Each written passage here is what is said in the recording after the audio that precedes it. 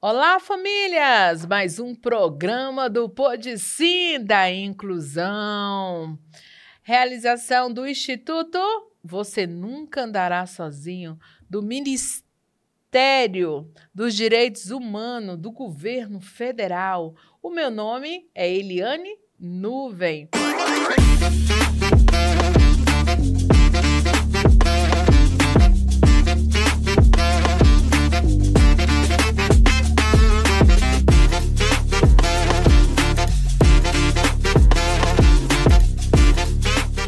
Vou fazer minha autodescrição. Eu estou com uma blusa laranja, tenho um cabelo preto enrolado no ombro, uso óculos de armação da cor marrom.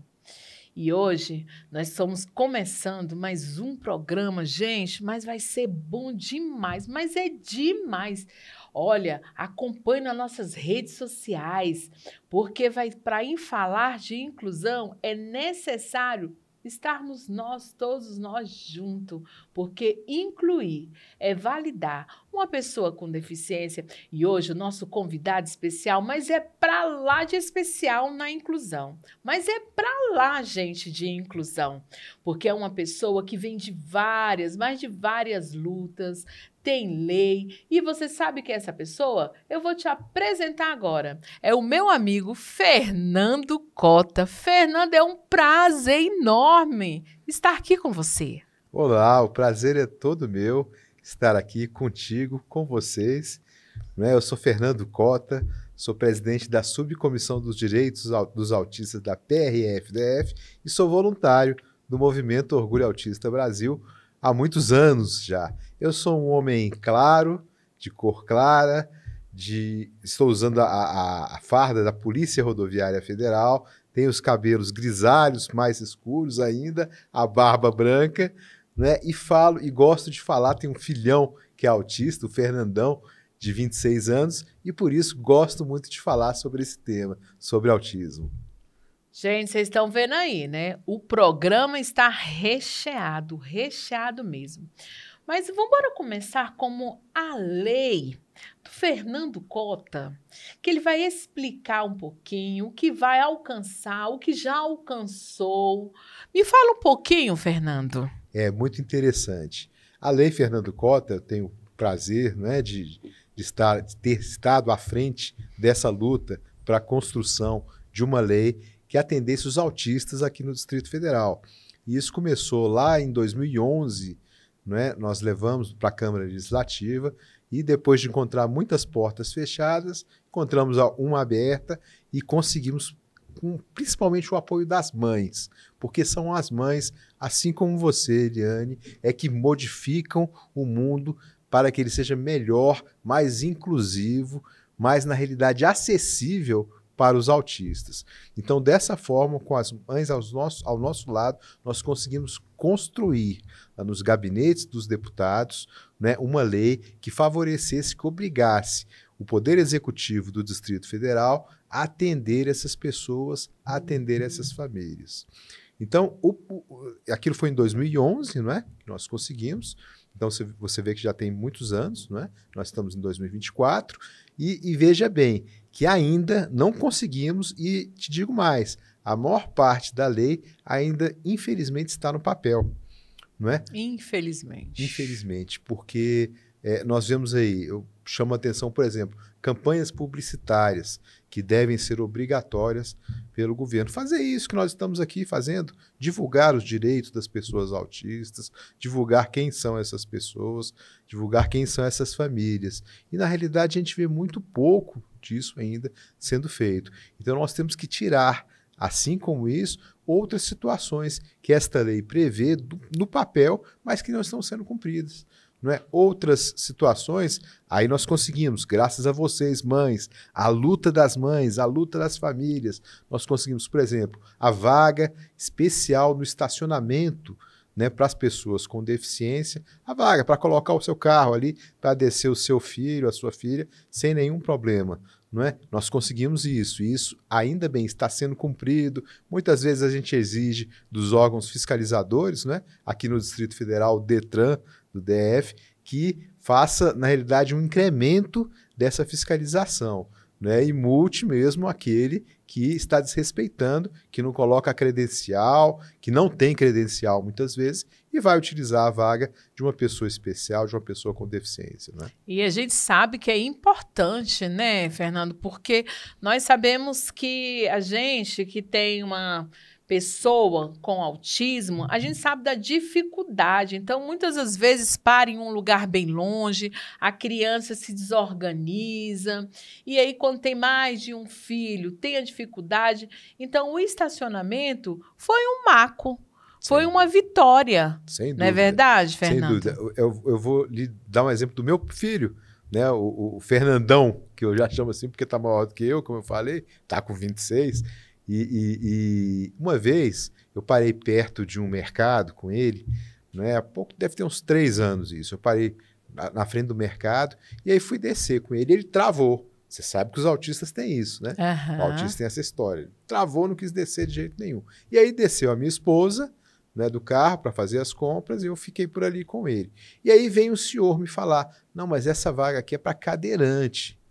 Aí eu falei, expliquei para ele, não, olha, primeiro quero te agradecer. Perguntei o nome dele, cidadão, e depois falei, eu quero te agradecer, porque você está zelando pelo meu direito, né? Você está tendo cuidado do meu direito. Mas essa vaga não é só para cadeirante, não. É para as pessoas com deficiência. E o autista, ele está inserido. E eu andava com o exemplar da Lei Fernando Cota, abri e mostrei para ele que o autista podia ser. Aí ele falou, mas cadê o seu filho? Aí, peraí, abri a porta de trás e falei, ó, vou te apresentar. Esse aqui eu chamava ele de Fernandinho, esse aqui é o Fernandinho. Aí perguntei, como é seu nome? Ele falou o nome dele, eu falei, esse aqui é o senhor fulano de tal. E aí apresentei pro Fernandinho, falou, ele ficou morrendo de vergonha. Ele, me desculpe, puxa vida, eu não queria absolutamente ser inconveniente a esse ponto. Eu falei, não, o senhor só tem que conhecer as leis, porque o senhor não conhece. Se o senhor conhecesse, não é essa questão, o senhor tivesse capacitado para isso, seria até muito bom para o senhor me chamar a atenção, para chamar a atenção daquele que, de fato, está burlando a lei. Não é? Porque pessoas autistas, igual meu filho travou. Né? E se fosse de uma mãe que estivesse sozinha aqui, e minha esposa pode fazer as compras dela sem problema. Mas meu filho travou naquela hora, ele foi sair uns 10 minutos depois que ele foi topar sair. Então você veja bem como isso é importante. Quantas mães a gente recebe ligação, recebe informação dizendo que às vezes teve uma briga, teve alguém que não entendeu, falou, não, mas como é que você está aí? Você não está com cadeirante? As pessoas têm essa falsa ideia por causa do símbolo, não é? Na maior parte das vezes da placa, que ainda é o símbolo do cadeirante. E, na realidade, aquilo é um símbolo universal da deficiência, né? Das pessoas com deficiência. Então, a gente tem que ainda divulgar muito sobre isso. Mais políticas públicas, né, mais Fernando? Porque públicas. quanto mais política pública, mais a gente alcança esse público, né? Porque é igual eu sempre falo, sabe, Fernando? O Lucas hoje ele tem 16 anos, então imagine lá 16 anos atrás. Como a gente também teve muitas conquistas, né? Porque naquela época, Lucas, 16 anos atrás, o Lucas, na realidade, ele não ficava nas escolas. Por quê? Porque não era sala reduzida com o monitor. Então, eu me deparei em várias situações difíceis da vida. Porque, na realidade, a gente não está preparado. Todos os dias a gente se prepara, porque todos os dias é algo diferente. Não é verdade, Fernando? Então, para essas mães que estão aí nos assistindo, ouvindo, que persiste.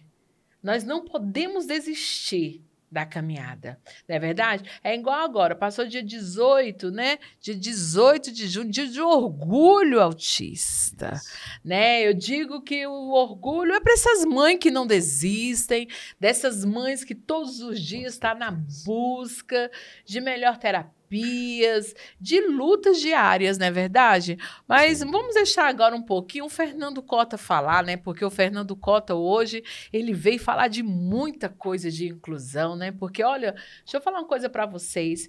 Eu comecei a caminhada olhando Fernando Cota. Fernando Cota, eu era porque eu sou uma psicopedagoga. Sim. E nessa época, quando eu conheci Fernando Cota, eu dava aula no especial. E aí eu passava olhando e sempre comecei a seguir o Fernando Cota. E hoje eu falo que hoje ele me representa, o Fernando Cota, porque ele nunca desistiu. E sempre ele tem ali uma palavra de motivador para falar com a gente, né, Fernando? Sempre falando para a gente não desistir da caminhada, continuar.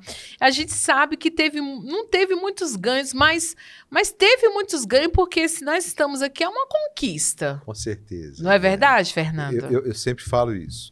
Então, eu digo que quem pegou minha época, eu tenho 56 anos, né? E meu filhão, já falei, 26, né? Então, assim, é uma caminhada um pouco mais antiga, que a gente teve a oportunidade de fazer. E eu quero te dizer que, se a gente for analisar, for comparar aquela situação, daqueles anos, né, até hoje, nós tivemos muitas vitórias.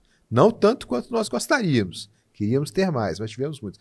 Principalmente, eu falo assim, o MOAB, o Movimento do Orgulho Autista Brasil, né, quando nós começamos com voluntariado, lá cedo, né, em 2005, né, de lá para cá, nós não tínhamos, por exemplo, leis que abordassem os autistas. Então, tinha gente que falava que autista era, sim, pessoa com deficiência, mas tinha gente que falava que não, que era transtorno.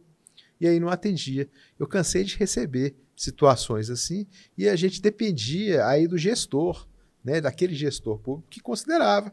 Aquele que não considerava, infelizmente, aquele sujeito não era atendido, aquela família não era atendido. E as mães é que mudaram isso, como eu te falei, pressionando nas leis. Então, nessa questão da criação de leis, nós tivemos muito sucesso, né, no Brasil inteiro, inclusive, eu digo. Começando aqui em Brasília, com a Lei Fernando Cota, você está aqui com um exemplar dela, né?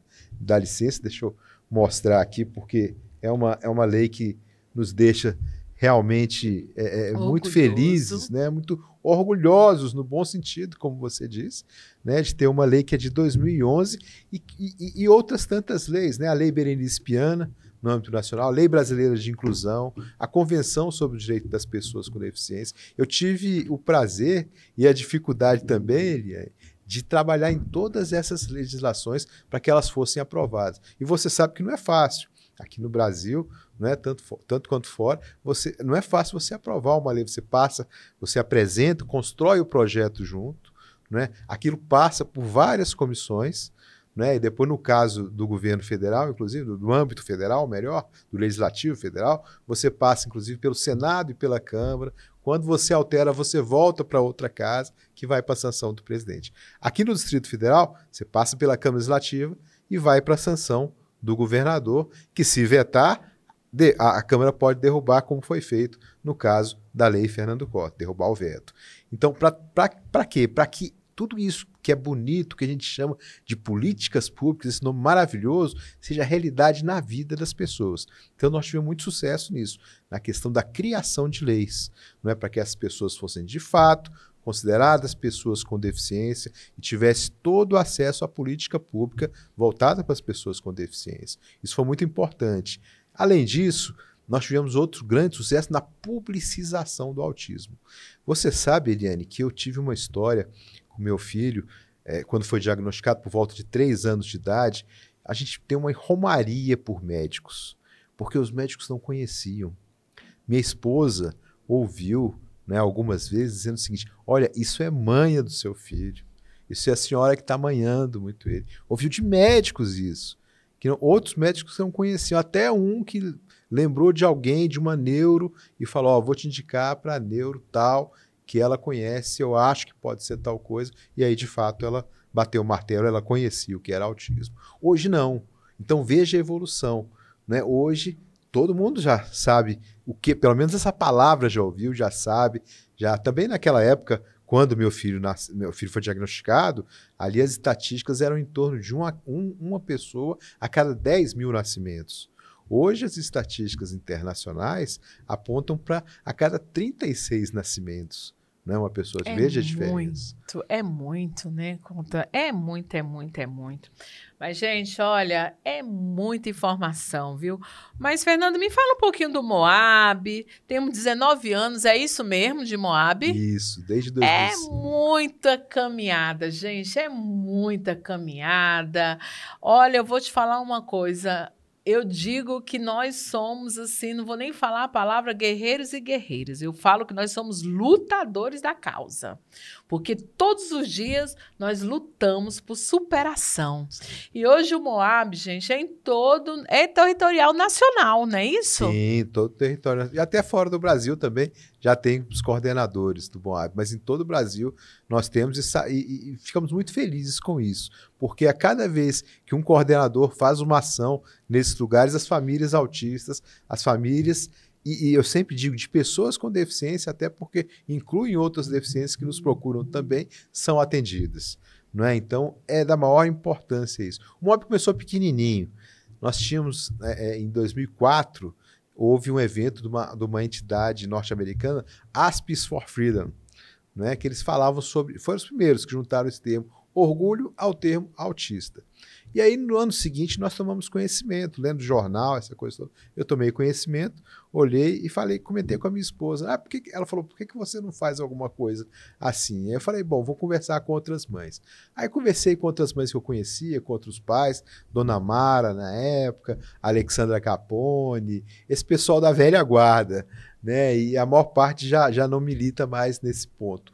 Né? A Ana Lúcia, que foi embora... Ana Lúcia Nascimento, que foi embora para Paraíba, mas enfim, reunimos um grupo ali, e eu já era policial rodoviário federal, eu completo agora 30 anos de policial rodoviário federal, então, há 19 anos atrás, nós falamos, puxa, o que nós vamos fazer? Eu falei, vamos fazer uma blitz, só que em vez dos policiais pararem os veículos e fazer uma fiscalização dos documentos, essa coisa toda no veículo, nós vamos fazer, na realidade, vamos divulgar informações sobre o autismo. E naquela época a gente produziu um material preto e branco mesmo, e mostrando ali as características principais das pessoas autistas. E o sucesso foi tão grande, os retornos foram tão grandes. É aquele camarada estranho que tem lá no meu bairro, o sujeito ligava e falava, eu acho que é um doidinho que tem ali as pessoas falavam assim, por não conhecer mesmo, né? Eu acho que é um doidinho que tem ali na rua, não sei o quê. Eu tenho um primo que ele fica balançando as mãozinhas, ele fica balançando o corpo assim, e a gente, puxa, viu a necessidade. E aí primeiro tentamos só na questão da educação, não é? Na questão das escolas, dificuldade, trabalhar nesse sentido. Mas aí foram chegando as demandas da saúde, da assistência social, enfim, as diversas demandas foram chegando e nós nos vimos obrigados realmente a trabalhar com uma entidade, a criar uma entidade, a importância disso, para poder ter uma força muito maior em relação às autoridades que tomam as decisões. Não é? Não só no legislativo, os deputados, senadores, vereadores nos municípios, né? Mas também no executivo, os prefeitos, governadores e até o presidente da República, que é quem sanciona as leis federais. Então eu digo, Eliane, hoje, fazendo um resumo, nós tivemos muito sucesso nessa questão nessa questão legislativa, de criar leis, né? E no âmbito desde os municípios, passando pelos estados, no âmbito federal e internacional, e também na questão da publicização do autismo. Todo mundo conhece, mas eu queria falar um pouquinho para você sobre o fracasso. Isso é uma palavra forte, difícil, mas a gente tem que assumir. O fracasso foi nos atendimentos. Até hoje, nós dependemos muito das entidades, das mães, das pessoas que levantam a bandeira e dos governos para financiar essas entidades sérias que trabalham com essas pessoas. Então esse foi o nosso fracasso e que as mães vêm resgatando, lutando por isso, pelos centros de referência, pelas clínicas escola, onde os pais podem deixar, as mães podem deixar os seus filhos e poder trabalhar, seguir sua vida sem problema. E são pouquíssimos, Eliane, você sabe disso, no Brasil inteiro são pouquíssimos. Então nós temos que valorizar aquelas entidades sérias, que pegam no pesado, que fazem o serviço do Estado, não é? E que esses estados possam bancar essas pessoas financeiramente, essas famílias financeiramente, para que essas pessoas tenham dignidade. Isso é verdade. Nossa, gente, olha, é muitos ganhos, mas também ainda tem muitas coisas para alcançar, né? Mas com a minha ajuda, com a sua ajuda e com a ajuda de todos nós juntos, a gente vai conseguir, né? Mas, Fernando, olha, a gente falando sobre o autismo, eu sempre falo das famílias do terceiro setor, que mais sofre, né? Eu sou do Instituto Você Nunca Andará Sozinho, Também sou representante do Moab Samambaia, com muito orgulho, viu? Com muito orgulho mesmo. E a gente trabalha com o público do terceiro setor, que é mais difícil. Por isso que o centro de referência é importante. A criança ter um laudo, para até mesmo não é para rotular uma pessoa, mas é para dar um norte para a pessoa, para na escola, redução de turma, ter um monitor para alcançar, porque a criança, ela precisa estudar. E tendo o laudo, fica mais fácil, não é verdade, Fernando? Com certeza. Importantíssimo. Você vê a dificuldade que nós temos para o laudo. Há pouco tempo, aqui no Distrito Federal, foi divulgado pelos meios de imprensa, foi divulgada uma situação que 3 mil pessoas aguardavam o neurologista, o neuropediatra, para poder ter uma consulta com suspeita de TEA, de transtorno do espectro autista. Então você veja bem que isso é um absurdo. Vão esperar até quando? Tinha pessoas que já tinham mais de ano esperando. Então, quer dizer, depois do laudo, você vai mandar essa pessoa para onde? Já é difícil alcançar o laudo. Depois vai mandar para onde? Se vai mandar para o terceiro setor, ótimo. Se vai mandar para as ONGs, perfeito. Mas tem que bancar. O Estado é que tem que bancar para que essas ONGs deem qualidade de vida para essas pessoas, deem dignidade para essas famílias. Então é da maior importância esse assunto e ainda o Brasil deve muito aos autistas, às famílias. E o resgate disso é ouvindo as mães. Eu sempre digo, ouçam as mães, que as mães sabem onde estão os gargalos, por que que isso não funciona, por que que determinadas partes da legislação não saem do papel.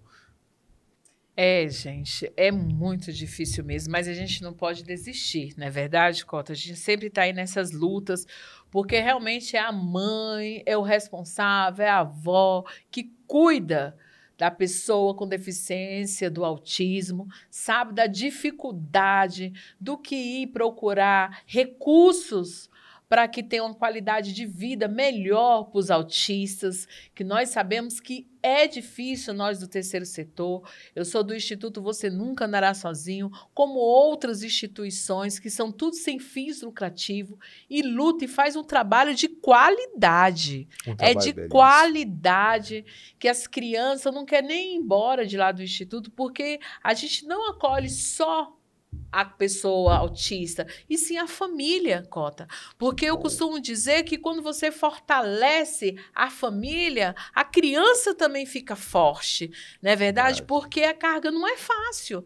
Você falar assim, é fácil ter um autismo. Não é fácil, nós sabemos que não é fácil, não é verdade? Porque sempre é uma renúncia, porque você programa de algo, mas só que acontece de outra forma. Você pensa de um jeito, mas a criança é de outro jeito, não é verdade? Então, é no tempo da criança e não no nosso tempo, não é verdade? Mas, Cota, falando de tudo isso, fale aí para mim um desafio que você mais assim sentiu, que você tocou no seu coração, nesse tempo todinho de história. Qual foi o seu maior desafio?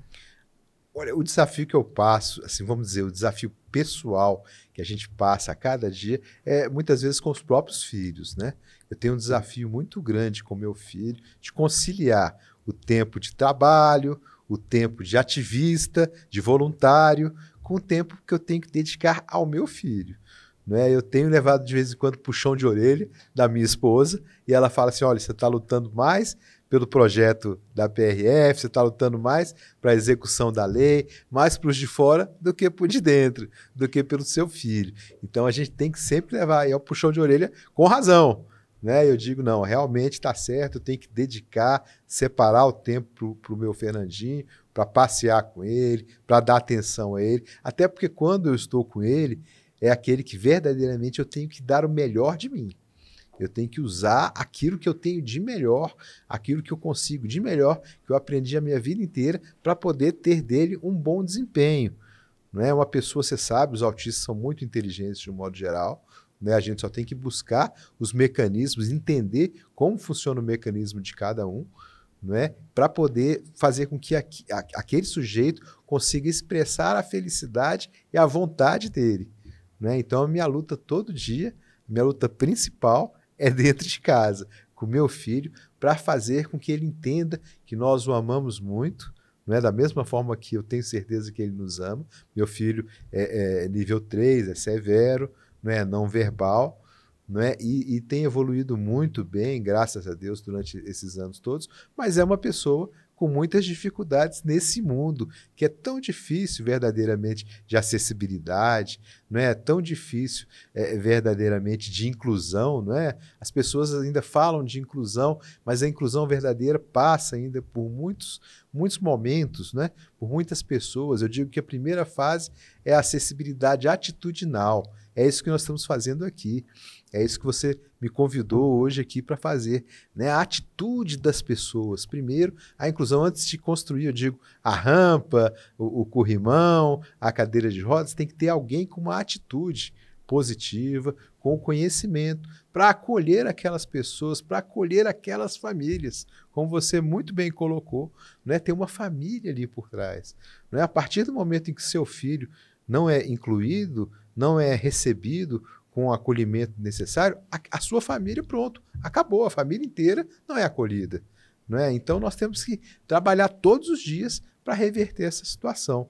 E aí o meu grande desafio é com o meu meninão. Você só tem um, né, Fernando? Tenho três. Tenho a Fernanda, que é a mais velha, mas essa já sou até avô. Né? Já tem a Bianca, que é minha neta, e não mora em Brasília. E tem o Marcos, que é 2 anos mais novo, não é? Mas os outros não têm nenhuma deficiência.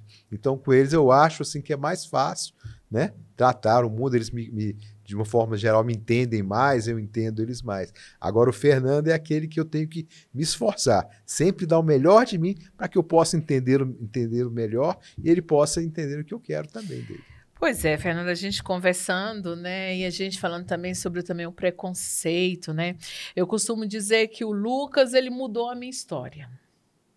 Ele mudou, assim, a minha história. O Lucas me ensinou aos pequenos detalhes ser grande. Que maravilha. O pequeno sorriso é grande, porque é um amor tão diferente, é um amor tão puro, que é até difícil falar do autismo, né? Porque mesmo com todos os desafios que nós temos, quando a gente se depara ali com uma pessoa com autismo, a gente vê como que a gente se transforma, como a gente se transforma no dia a dia, para a gente ceder no dia a dia, não é verdade? A gente aprende muito, eu acho. Né? A gente tem a oportunidade disso. Eu fico muito chateado, Eliane, quando eu sei que um pai foi embora e deixou uma família, uma mãe, sozinha com o filho. Né? A gente chama de mãe solo. Hoje eu fico muito triste com isso. Né? Volta e meia a gente recebe os parabéns, está numa audiência pública, numa sessão solene, está num desabafo autista, enfim, está num evento e recebe os parabéns. Parabéns por você não ter deixado sua família, por você não ter deixado sua esposa. É bom a gente ouvir isso, mas é muito triste porque a maioria a gente ouve falar que deixa e encontra as mães. Né? São mães guerreiras, mães vitoriosas, mas que tivesse do pai do lado, se o pai tivesse feito isso, que a gente diz que conseguiu aprender com seu filho. São pessoas tão mais humanas, não é? São pessoas que têm os verdadeiros valores de atenção, não é? Que precisam, você muitas vezes está com seu filho, você não pode estar pensando naquilo, não, você tem que estar, na realidade, empenhado com a situação dele, né? O que seu filho naquele momento está precisando, o que ele quer nesse momento, o que vai fazê-lo feliz. Quando ele tiver uma crise, como é que eu vou fazer com que ele saia dessa crise ou com que ele se sinta melhor para que eu entenda ele. Enfim, são pessoas que nos trazem um conhecimento muito grande, né? Um conhecimento muito valioso, e eu digo sempre dos verdadeiros valores da vida. Né? Porque não são falsos, não escondem absolutamente nada, não tem o jogo social que a gente tem. Se eu estiver aqui com você, a Eliane não gosta de tal coisa, do meu cabelo assim, eu vou fazer o cabelo de outro jeito. O Fernando Cota, ele não gosta do meu óculos assim, eu vou botar outro óculos. Eles não têm isso. Né? São pessoas... Ou é ou não é. Isso, e que mostram realmente os valores verdadeiros. Eu gosto assim, já assim não gosto. Já assim acabou. Ele não tem essa história do jogo social que nós temos, né? De muitas vezes esconder. E eles sofrem por isso. E a gente é que tem que facilitar a vida deles nesse sentido, para que eles entendam. Então, eu sempre digo, Eliane, quando me falam, mas lá em 2004, como é que é essa história de orgulho que começou? Você tem orgulho do seu filho ser autista? Muitos têm orgulho, dependendo do autismo, né? Muitos têm orgulho, sim, e a gente tem que respeitar isso. Mas o orgulho autista nosso aqui no Brasil nasceu de uma outra forma, com outro pensamento, o pensamento de que você tem que lutar para o seu filho ter as terapias precocemente administradas, para ter uma escola que o acolha verdadeiramente, para que os médicos, os serviços de saúde conheçam como são essas pessoas, para que a gente possa ter o direito também de sentir orgulho dos nossos filhos. A partir do momento que eles têm. Por isso, tão importante as terapias, tão importante o trabalho que as ONGs fazem. Isso é importante. E falando sobre mãe solo, igual o Fernando Cotto falou, nessas instituições, sabe, Fernando, principalmente lá no Instituto Você Nunca Andará Sozinho, 80% dessas famílias lá são mãe solo. Que triste. E é muito difícil, porque não vou falar que é fácil a caminhada, que não é. Não é. Não é. Lá no Instituto Você Nunca Andará Sozinho, nós temos trigêmeos. Mãe solo, trigêmeos. Todos suporte 3. Agora, você imagine como que é a vida dessa mulher. Não é verdade? Muito então, isso é difícil. muito desafio. Muito. Eu estava falando com a psicóloga Michele, em um outro programa, que ela falando sobre o cuidar, né, dessas mães. Sim. E, realmente, o Estado precisa cuidar dessas mães. Fundamental. Porque já está ali na situação difícil. Porque você sabe que o BPC só dá ali para coisas diárias.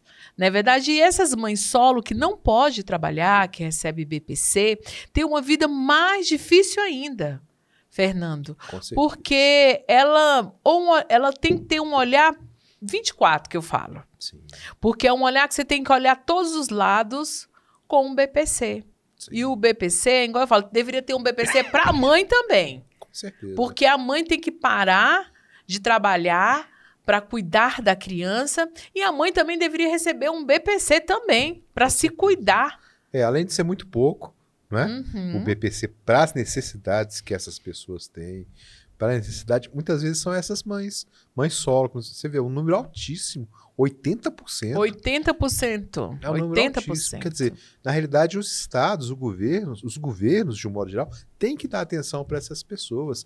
E muito triste, a gente tem que trabalhar também, você vê a importância de campanhas, mostrar para os pais a responsabilidade, o que eles estão perdendo, porque são pessoas maravilhosas, mas que se você não der a oportunidade, não der a chance, essas pessoas não vão evoluir. E aí nós não vamos poder sentir o orgulho realmente dessas pessoas, porque não vão evoluir. Então os estados precisam investir, sim, em campanhas, mostrar a importância de um pai em casa, mostrar a importância de um pai que esteja preocupado com os seus filhos, com a sua esposa, com a sua mãe, divida isso. Né? Nós precisamos veja como nós temos trabalhos enormes à frente ainda. Além disso, é como eu falei, investimento. Nós temos que ter investimento nessas pessoas, porque senão, lamentavelmente, essas pessoas não vão conseguir contribuir, nós não vamos conseguir ter orgulho mesmo dessas pessoas não, porque a partir do momento em que elas não têm a chance de se desenvolver, esse Estado vai dever eternamente para essas pessoas. O Brasil deve aos autistas, deve às mães, e nós temos que corrigir, temos que tentar corrigir a cada dia isso. Estão vendo aí, gente? O programa tá bom demais. Acompanhe nossas redes sociais, porque para falar de inclusão é com você junto. E nada para nós, sem nós, tá todos nós juntos. Fernando, mas você falou aqui do PRF. Me explica as ações que vocês fazem lá. Me explica direitinho, Fernando. Isso, vamos lá. O projeto PRF, Amiga dos Autistas, é um projeto novo, né, do ano passado. Nós tínhamos, Eliane, você sabe, né, a gente quando trabalha em um lugar assim, tem vontade de que aquele trabalho também se engaje nesse sentido. Eu ouvi muitas vezes, a vida inteira, né, você vê, são 30 anos de policial rodoviário federal, são 30 anos que eu estou por lá. Então a gente ouvia o tempo todo que isso não era coisa de polícia. Quando eu apresentava o projeto, nós precisamos trabalhar um projeto aqui da PRF para que conheçam, os policiais conheçam isso, conheçam a situação Não é, não, isso não é coisa de polícia. Coisa de polícia é prender ladrão, bandido, é apreender drogas, né? Também eu falava, mas enfim, manda quem pode, obedece quem tem juízo. Mas com a última gestão, com a nova gestão que entrou, nós tivemos espaço e nós conseguimos implementar. Então desenhamos um projeto, a princípio é um protocolo de intenções, né, que foi assinado entre a Polícia Rodoviária Federal e a sociedade civil, né? Para quê? Para principalmente qualificar os policiais rodoviários federais, né? Que eles sejam treinados, saibam como lidar com as pessoas autistas. Por exemplo, numa abordagem, né, a uma família que esteja viajando numa rodovia federal, como é que esse policial vai lidar? E se essa pessoa tiver uma crise lá dentro? Se ele não souber, ele vai piorar a crise. O policial tem que saber como é que vai lidar. Tem que conhecer os símbolos, o cordão de girassol, né? E isso só se ele estiver qualificado para conhecer, saber o que é o cordão de girassol, senão vai pensar que é enfeite. E não é, aquilo tem um motivo. Né? Ele tem que conhecer os símbolos do autismo, o quebra-cabeças, né? As cores do quebra-cabeça, porque senão ele vai pensar que isso ali é uma cor normal, não quer dizer nada. E tudo tem esses símbolos, todos eles têm um motivo, claro. Né? Hoje nós temos a CIPTEA, né, a carteira de identificação da pessoa com transtorno do espectro autista, da maior importância. Então, quer dizer, a nossa luta era primeiro isso, qualificar. Depois, né, fazer levar informação, distribuir, por exemplo, a Lei Fernando Cota para as famílias, distribuir a Lei Berenice Piana, distribuir informações sobre o BPC. Você sabe que tem mães que têm direito que até hoje não vão atrás porque não sabiam. Não sabem que tem essa, verdade, né? isso. Então, quer dizer, fazer levar a Polícia Rodoviária Federal tem em todo lugar do Brasil. Né? Então, fazer chegar a informação, fazer isso. Então, essas campanhas são da maior importância. Então, nós estamos trabalhando também com essas campanhas. A gente faz a Blitz do Autismo, você sabe muito bem o que é. Né? E nessas Blitz é levar informação, em vez do policial, igual nós fizemos no começo, que eu falei do Moab, em vez do policial parar o veículo e fiscalizar o veículo, nós vamos, na realidade, levar informação sobre o autismo, trocar informação com essas pessoas sobre o autismo. Isso é muito importante. Outra, a gente está com esse uniforme bonito aqui, as pessoas falam, poxa, é super-herói. E não é. Nós somos pessoas como os outros também. Nós também temos os nossos transtornos, somos pais como eu também, sou pai e sou policial. Então a gente não é super-herói. A gente é gente como a gente, né? Eu digo, é gente como todas as outras pessoas. Só que muitas vezes se esqueceram disso. Acharam que as pessoas estavam alheias, não tinha nada disso. E temos sim, temos os nossos defeitos como todos os outros. Erramos, mas temos que lutar para não errar, para defender o cidadão, para fazer com que ele garanta ele uma boa viagem, para identificar na Polícia Rodoviária Federal quem são esses pais, essas mães que precisam de ajuda lá dentro. Não é? Muitas vezes eu estava lá dentro e as pessoas pensavam que eu não trabalhava porque estava meu filho com uma necessidade grande, autista em casa, e tinha que ir lá trabalhar e achavam que não, isso é bobeira dele, ele que, né, dá muita atenção, e não é. Você sabe que o autista precisa de uma atenção especial. Com certeza. Então é identificar essas pessoas lá dentro, essas famílias, essas mães lá dentro, essas pessoas que têm o transtorno, que são diagnosticadas e que estão na polícia também. Então é um desafio muito grande, é um desafio tanto internamente, né, porque, como lhe falei, tem muita gente que acha que isso não é coisa de polícia, e a gente mostra que é sim, porque autista tem que estar aonde ele quiser. Não é? Com certeza. Então, isso é coisa de polícia, sim. Tem que preocupar e tem que qualificar os policiais. Poxa, Fernando, mas é um projeto bem legal.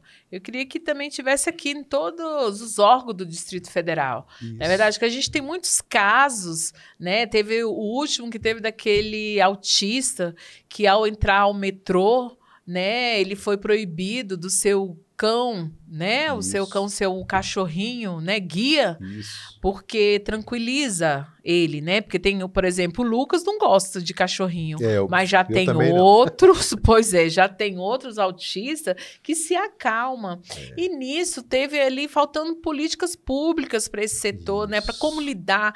Igual as pessoas falaram, olha, mas foi abordagem, mas será que o profissional que está ali dentro do metrô mesmo, vamos falar do metrô que teve esse caso, será que ele estava qualificado para que atender a pessoa com deficiência ou autista? Com não é certeza verdade? Não estava. Veja a importância num caso prático. Muito bem colocado, muito feliz essa tua comparação. Veja bem, se ele tivesse qualificado, se ele tivesse capacitado, treinado, soubesse que aquele cão de assistência tem uma importância fundamental para o deslocamento, para a calma, para a tranquilidade daquela pessoa autista, ele teria respeitado. Mas a falta, a ausência do conhecimento, que eu digo, né, ainda precisamos lutar muito nisso, né, nessa questão de fazer chegar a informação, fazer chegar o treinamento, a qualificação, investir pesado nisso, é da maior importância para que a gente não cause um transtorno ainda maior na vida das pessoas. Né? Então, assim, eu digo muitas vezes, na rodovia, e a gente tem feito, né, curso de qualificação nesse sentido, eu digo muitas vezes, na rodovia, a mãe está querendo só um abraço. Entendeu? Ela está dirigindo lá com seu filho atrás, ela só está querendo um abraço, porque já foi tanta coisa negada para ela.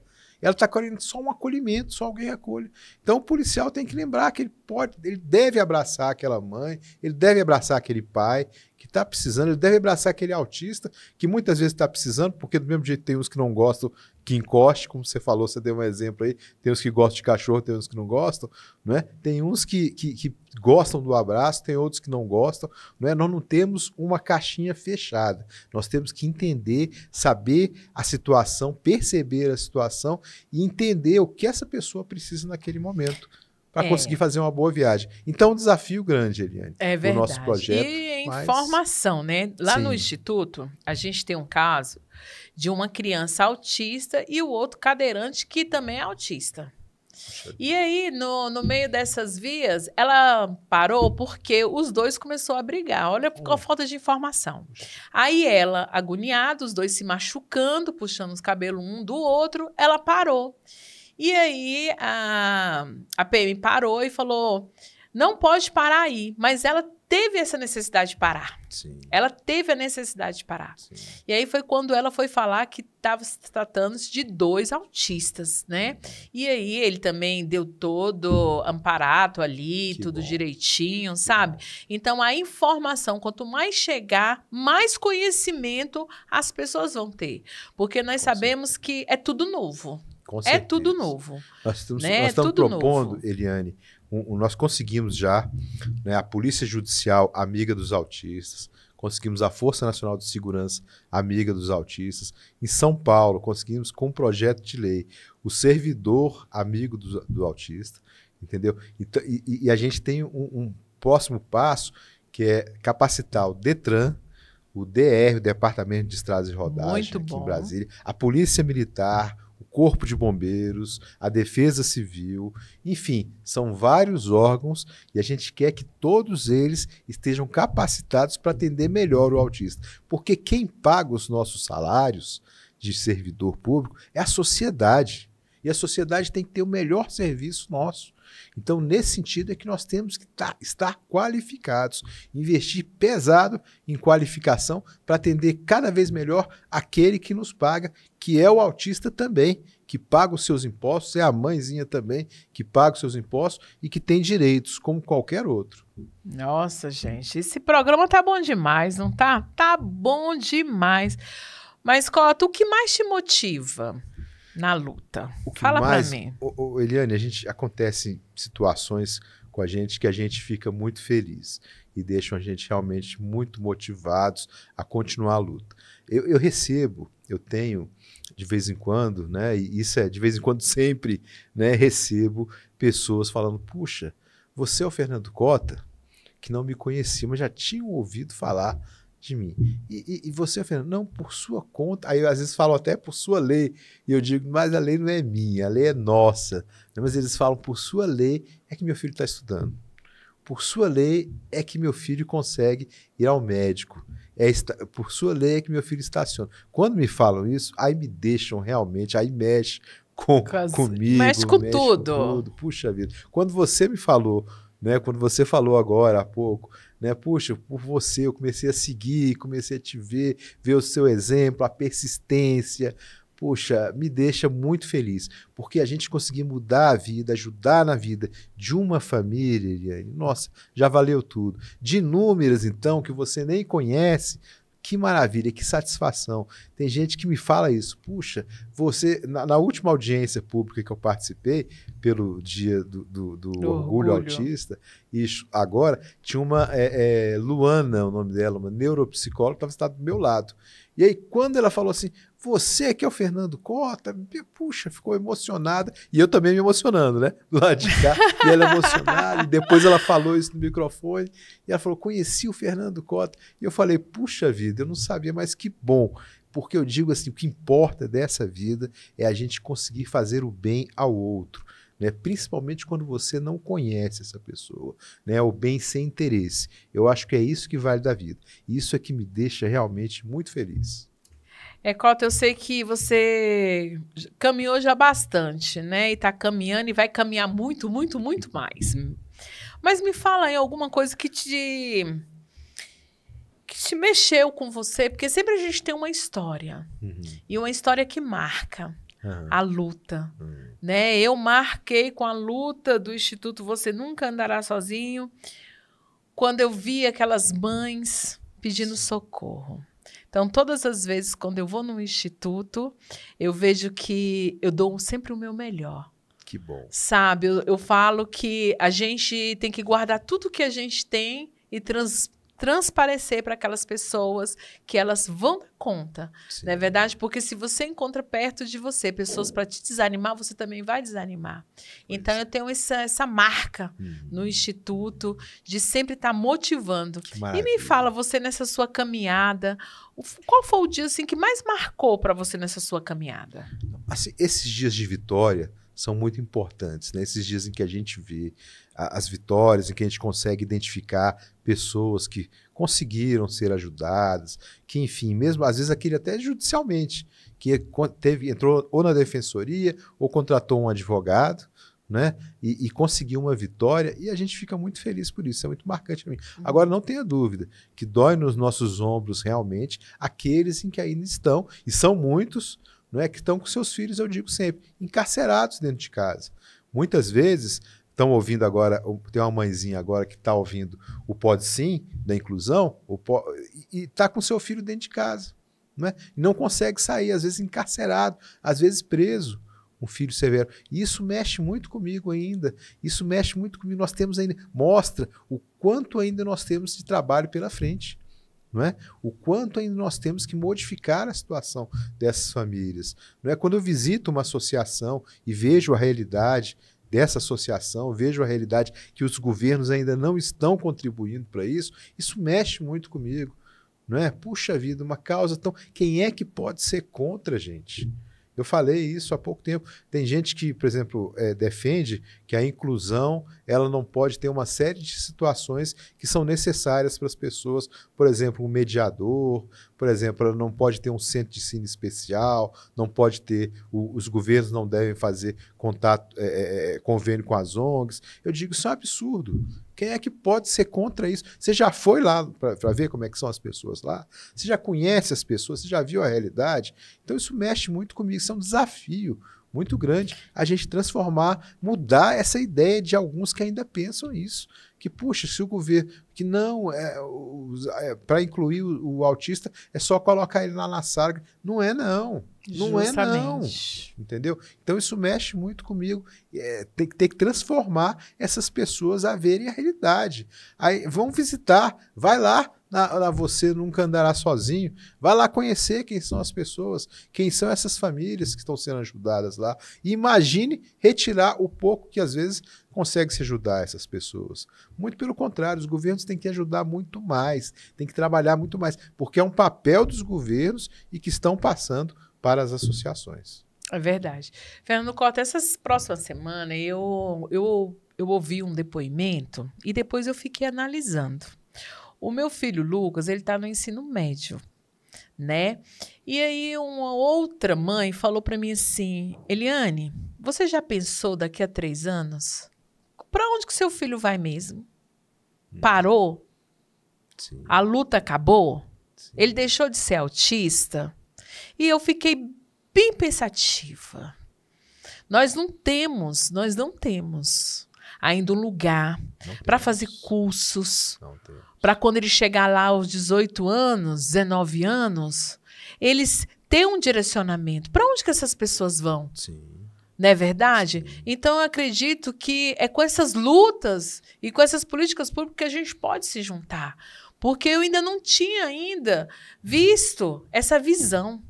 Porque quando a gente se fala com autismo, muitas das vezes a gente fala de crianças. De criança, é de lauda, é de crianças, é de terapia, essas coisas. E quando chegar ali, saindo ali da adolescência, 18, 19 anos, e eu fiquei uma semana bem pensativa, sabe? Para onde que vai? Será que vai curar mesmo o autismo? Não cura, não. E é um desafio, porque as pessoas pensam isso. Eu até tenho uma amiga lá no Rio, que ela fala uma coisa muito interessante, que eu passei a falar também, né? Que ela fala o seguinte, olha, depois dos 18 anos, o autista não necessariamente ele vai morrer e nem necessariamente ele vai deixar de ser autista. Ele vai continuar sendo autista e vai fazer 19, 20 e vai continuar. Então, quer dizer, nós temos que ter políticas públicas também para os autistas que são adultos.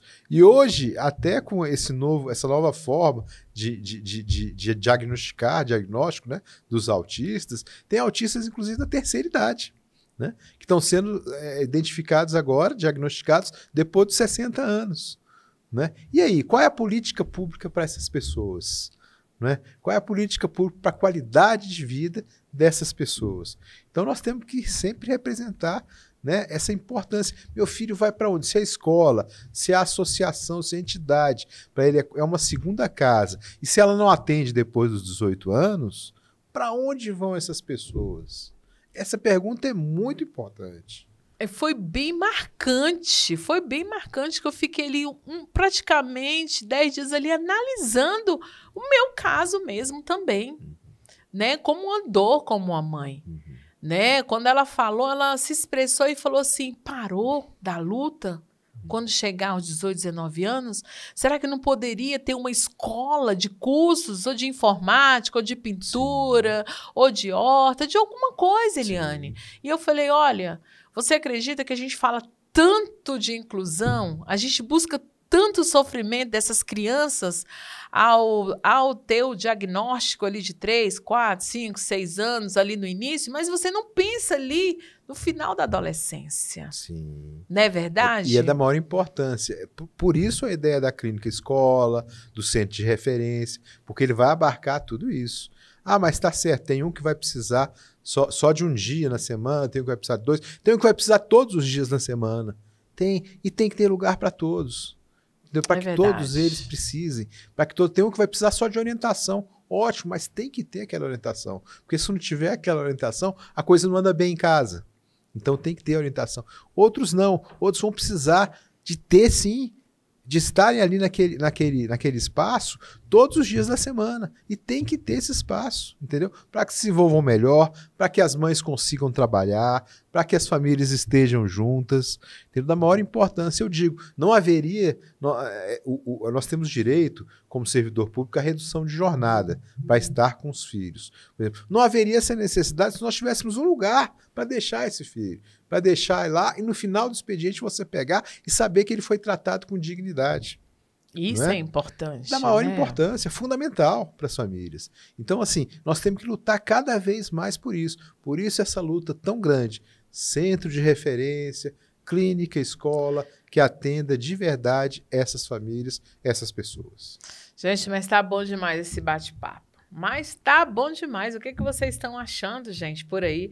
Fernando Cota, um grande, grande guerreiro, né, da causa da pessoa com deficiência, principalmente do autismo, porque ele é um pai autista, né, de 26 anos. Então, é muita caminhada. E vai ter muita caminhada ainda, né? Porque vai ter muitos anos de vida para estar lá com Fernandão, porque não é Fernandinho mais, é Fernandão. E que você também curta o seu filho, não é verdade? Da sua forma, mas você curta, receba. Porque eu, Eliane, eu sempre penso no dia de amanhã. E eu, Fernando, quando eu descobri o diagnóstico do Lucas, eu coloquei o Lucas funcional. Que bom. Eu coloquei Lucas funcional, porque eu tinha medo de morrer. Sim. E deixar o Lucas sem saber fazer as simples coisas da vida. Escovar o dente, arrumar a cama dele, amarrar o sapato, vestir a roupa, se alimentar. O Lucas veio ser alfabetizado aos 14 anos. Porque Lucas não falava até os 10 anos. Então, foi um trabalho muito mesmo com Lucas. E nessa caminhada, eu não me apeguei à alfabetização. Eu me apeguei para ele ser funcional, para ele ser dependente, né? E hoje coloquei o Lucas num karatê, já tem 6 anos. Ganhou o campeonato nacional de karatê lá em Goiânia. E eu falei assim, gente, é um maco. Foi um maco. Parabéns. E eu falei, olha, Lucas, você vai lutar, você vai competir com os meninos autistas. E nisso o Lucas não aceitou. Olha. O Lucas mesmo, ele mesmo se cobra. E ele tentou fazer o melhor, ele lutou com uma pessoa com deficiência, com autismo, e ele conseguiu tudo certinho, fez os passos. Então, assim, para mim é um orgulho. Com certeza. Para mim é um orgulho. Agora, quanta luta, quanto investimento, quanto empenho seu, quanto trabalho tem por trás disso. Então, o que a gente tem que lutar é isso, para que todo mundo tenha essa chance de lutar por isso, de lutar pelo seu filho, para que ele tenha o desenvolvimento. Eu levo meu filho, adora a piscina de bolinha, né? Então eu levo ele na piscina de bolinha e aí ele fica todo satisfeito, faço questão de tirar uma foto dele lá, né? Publico aí no Instagram, no Facebook, nas redes sociais e faço questão de mostrar e colocar, olha, eu quero, o nosso sonho é que todo mundo tenha o direito de levar seu filho onde ele quiser, seja na piscina de bolinha, seja no karatê, seja, enfim, aonde ele quiser estar. Agora, lamentavelmente, a gente sabe que nem todo mundo pode. Né? Nem todo mundo consegue. E temos que lutar para que todos possam. Todos tenham, que as mães que tenham esse empenho que você teve, tenham os seus filhos vitoriosos, né? Enxerguem no seu filho a vitória. Agora, isso depende de investimento dos governos, do Estado brasileiro. Ah, gente, o Fernando Cotto, toda vez que quando a gente se encontra e ele termina, você sempre termina com uma frase para as mães. Fala aí, olha aí para nossa câmera, Fernando. Fala aí uma palavra positiva para essas mães que estão te assistindo agora, que te admira, te agradece pela nossa lei, Fernando Cotto, porque eu já falo que é nossa, porque todos nós se beneficiam, então é nosso nessa luta dessa pessoa tão simpática igual o Fernando Cotto, sempre amigo das instituições. Como é bom participar, né, na luta mesmo do autismo com o Fernando Cotto, porque ele sempre tem uma palavra positiva. E é tão bom a gente encontrar pessoas que seja positivo, que mesmo que com todos os desafios que nós temos, a gente sempre dá as mãos e fala, vai dar certo, vamos conseguir de outra forma, que vai tentar de outra forma e vai conseguir. Sem dúvida, Eliane. É muito importante isso. A gente mostrar para as mães que elas têm, de fato, um poder muito grande. Né? Na realidade, no mundo inteiro, quem mais mudou a situação das mães, né, na Europa, nos Estados Unidos e aqui no Brasil também não é diferente, foram as mães. Foi a luta das mães. Então, quero olhar hoje para essa câmera e deixar o recado para essa mãezinha que está nos escutando, nos assistindo. E o recado que eu dou para você é não desista do seu filho. Nunca. Não é? O seu filho depende muito de você, depende muito da sua persistência, da sua garra. Então, mesmo naqueles momentos difíceis, quando você acha que todas as portas estão fechadas, procura ali um vizinho. Você vai encontrar um vizinho que é um ser humano diferenciado, que tem um olhar mais humanístico para essa questão. Você vai encontrar ali na sua cidade aquele vereador, ou se for num outro lugar, um deputado até, enfim, um secretário. Vai encontrar alguém, desde o vizinho de casa, que lhe dê atenção. não é, que vai lhe dar uma atenção especial, que vai abrir a porta e vai falar, olha, conte comigo para essa luta. E você vai vencer, lute pelo seu filho, que eu tenho certeza que ele vai se desenvolver. E respeite o desenvolvimento dele. Saiba que ele se desenvolve até certo ponto, outras coisas pode ser que não seja da forma como você idealizou, mas respeite a inteligência dele, que eu tenho certeza que a sua garra, mãe, a sua garra é capaz de mover montanhas e vai fazer, sim, com que o seu filho se desenvolva.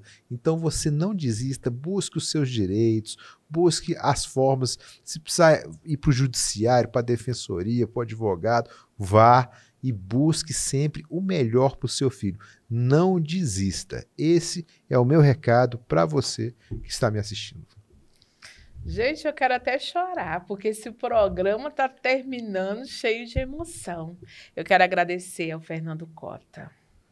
Viu, Fernando Cota? Eu quero, assim, eu não tenho nem palavras para descrever o respeito que eu tenho à sua pessoa, que em momentos muito difíceis da minha história, eu sempre fiquei olhando, observando o seu gesto na luta, e eu falei, eu também vou dar conta. Mesmo que o choro veio na garganta, mesmo com os desafios, que é muito difícil. Mas eu sempre olho para você. Porque você é uma referência para mim como pessoa, gente. Que eu luto tanto também no Instituto Você Nunca Andará Sozinho, dessas mães, e a gente se espelhar em uma outra pessoa que realmente luta pela causa, que está ali junto com a gente. Então, meu muito obrigado, Fernando. Foi mais um Pode Sim da Inclusão com você. E fala aí suas palavras finais, porque estamos terminando mais um programa do Pode Sim da Inclusão. Eu que agradeço, Eliane, a oportunidade, uma mulher forte, uma mulher linda por dentro e por fora, que tem trabalhado pelos autistas, que tem trabalhado incessantemente para isso. Eu quero te parabenizar pelo Pode Sim, porque você faz do Pode Sim um programa de qualidade para as pessoas que estão nos assistindo, e é um programa que, puxa vida, a gente queria que continuasse o tempo inteiro, que fosse sempre muito além, porque é um programa que dá a oportunidade de trazer a informação para as pessoas. Parabéns pela sua luta, parabéns pelo Pode Sim. Estamos aí, continue com a gente e terminando mais um programa, e continue com a gente nas nossas redes sociais, porque incluir é validar uma pessoa com deficiência.